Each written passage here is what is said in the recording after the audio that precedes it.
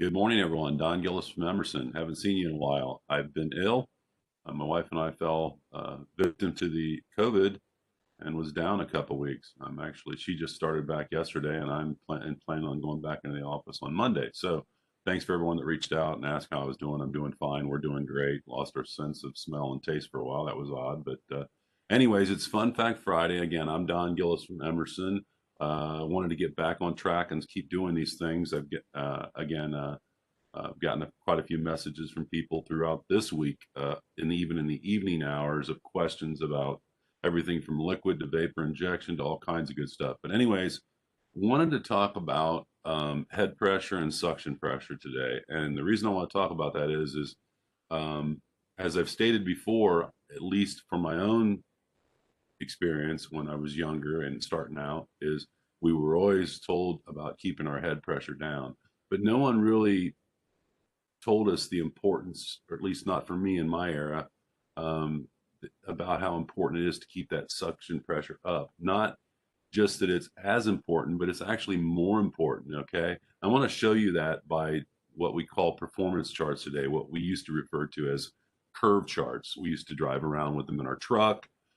They had the model number, the application, the refrigerant, and all that good stuff in it. They were also typically color coded in the binder sitting behind your driver's seat. And that color, that piece of paper, that color coded matched the type of refrigerant you were working. So if you're working with R410A, it was pink. R22, it was green, and so on and so forth. You get the gist of it. But I want to talk about that. Another thing I want you to remember, and I know I've shared this before, is for every 1 psig loss of suction pressure, 1 psi of pressure drop, 1 pound of suction pressure drop, we lose about 2% capacity on our compressor. Okay, so wrap your head around that. That's a good one to remember, and that number's been used for years, so it's a solid one. Let me pull this up here for you real quick, and here we go.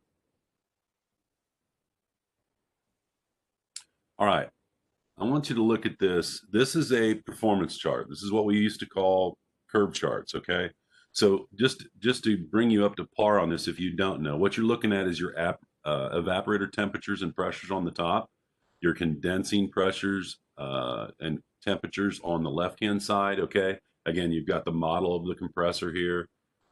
You've got the type of refrigerant you're using. You've got your electricity, your 200, 230, three phase, 60 hertz, and yada, yada, yada. Here's your AHRI test condition. Okay. We've got a 20-degree evaporator, 120-degree condenser coil. Okay. So I'm going to walk you through this and show you what this looks like. And by the way, you can find these on Copeland Mobile. If you go directly in the center of the app on the main page, it says OPI.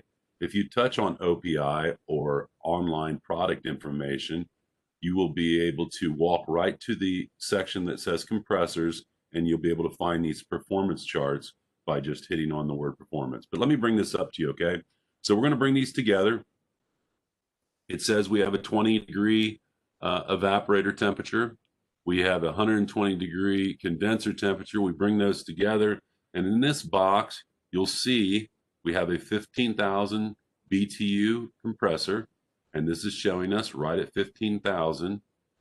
We have, our power here, our current, and everything, mass flow, ER, and so on and so forth in this box. You can see at the bottom here. But today I'm going to focus on just the capacity. Okay, so life is good right here. Okay, everything we want that we expected from this compressor is happening. Okay, it's a 15,000 BTU capacity compressor, and today in these conditions, that's what it's saying we're doing. Okay, so let's take another look at another one.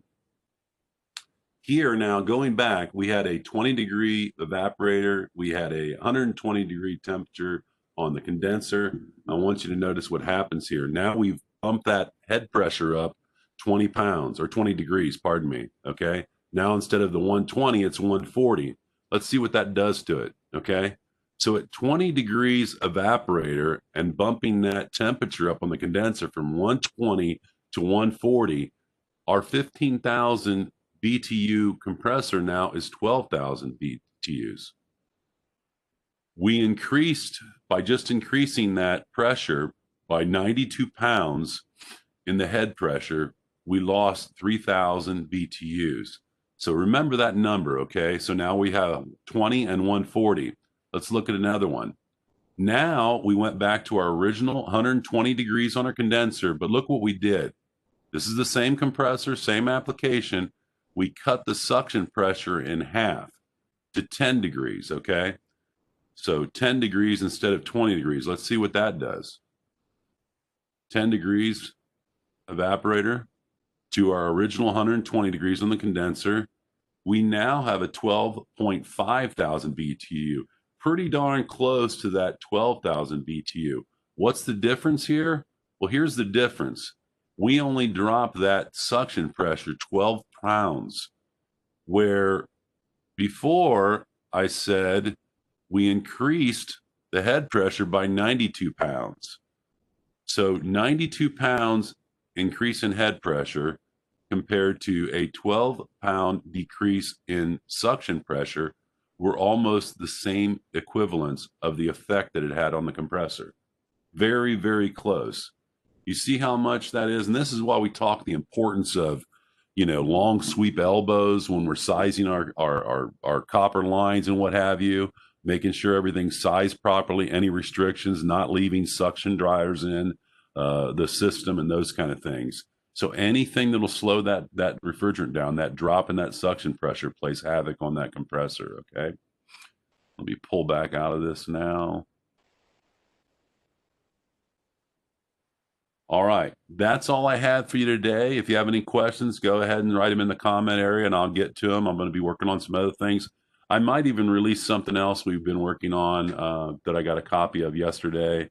I loaned my voice out to a instructional video, basically how to walk through OPI.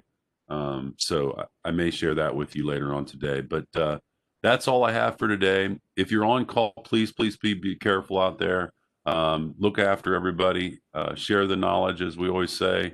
And I'm Don Gillis with Emerson, and I will see you bright and early next Friday. Have a great day, everyone. See you. Bye.